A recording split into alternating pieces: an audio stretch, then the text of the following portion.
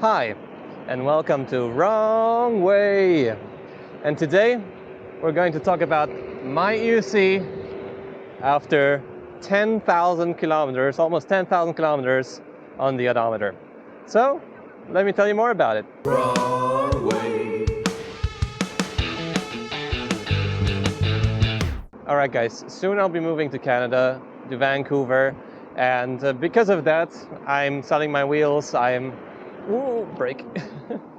I'm trying to minimize the amount of stuff I had, and this also includes this wheel, the veteran Sherman. Thank you, thank you.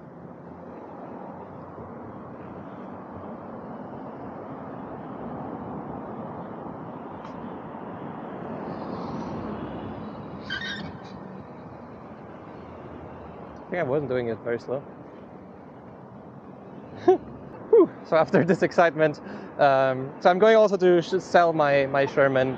I've had it for almost 2 years, and I've put, I think, 9,500 kilometers on the odometer.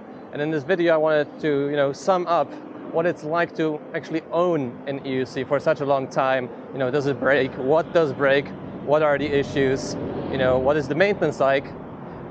Because I guess you might be curious about that. I mean, that's why you clicked on the video. So this wheel is actually my wheel. I bought it at my e-wheel for a special price because of the work I do, but I paid my monies for it, and partially it was also paid by my e-wheel. But initially, I wanted to pay it off all myself. Then I got offered that they sort of pay a chunk of the price as well. It is my personal, sort of daily driver throughout the 1.5, almost 2 years. And while I was changing other wheels quite a bit, like my fun wheels, this was always the thing that stayed. And the daily driver, the dependable one, the water-resistant one, the snow-proof sort of one that I was using. Let me just talk to you about all of the issues or things I needed to do. Because still, 10,000 kilometers for a PEV seems like quite a lot, but if you, count in like motorcycles or bicycles, it's still like not also that much. But anyways, from the things I had to do is after 3,500 kilometers, I had to change the bearings. And this is a warranty case, so if you would have that, you would get it sort of replaced per warranty. You wouldn't need to pay for that.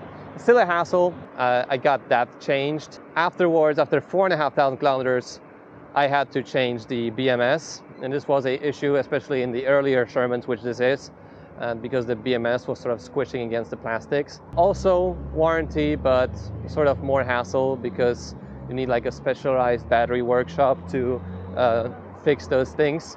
So afterwards, I did a stupid thing. I wanted to change the wheel to be a high torque wheel, and I modified the motor, so this was entirely my fault.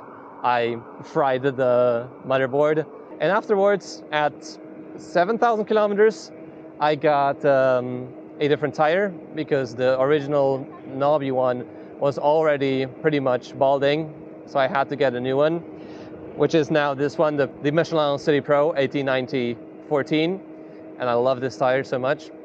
So the tire was about 50 euro, something like that. And of course, the hassle of changing a tire in a EUC. And when it comes to just faults of the wheel, that's it. Like, I didn't have problems with overheating or stuff malfunctioning, lights. No, wait, the light actually broke on me, I think. Yeah, the light stopped working. So that's another small thing. That's why I changed it for this one. Also not a big cost. I had pretty much no other maintenance with it. I mean, the roll cage is a bit rusty from a couple sides, but I wouldn't say there were like any major issues that prevented me from, oh, so cute, from riding on this wheel. So if you think that, EUCs are not dependable, especially the veteran Sherman is pretty awesome. I was always riding a bit more carefully with this one because I knew it was the daily driver. Always trying to keep the pressure above or around 30 psi or more in order not to shatter the rim. I know a lot of people had problems with the rim. I didn't. I mean, mine isn't entirely straight, but it's straight enough to not be bothering me when I'm riding. So I wasn't using this wheel as a, you know, sort of fun wheel or jump wheel, but I still did use it in pretty much all weather scenarios, in rain, in snow, like, I mean, with salt on the street. And a couple times I was doing also like inclines, you know, some other tricky stuff. But the Sherman actually, in terms of both motherboard and motor, never failed me. Like, the only thing was really this BMS issue. And as it is now with the modded light, I think made a video about all of the mods that I made here with the, you know, very nice street tire. I wouldn't sell it in any other way, I think. I will get a Sherman Max probably as I move to Canada, or maybe some other wheel, we'll see. But, you know, it just makes sense to me to buy a sort of newer version of the wheel, also as a reviewer. But for 10,000 kilometers, I think you couldn't go wrong with a Sherman. Also, if you know, buy it used. Also didn't notice any, you know, sort of drop in range. I didn't feel like it has like not enough torque for daily stuff. No problems with cracks anywhere. All of the screws kept being, you know, tight. The shell held up. Yeah, I have to tell you that with all of these sort of minor issues I've told you about, this thing is very dependable and actually a very valid mode of transportation. So I'll leave you with that.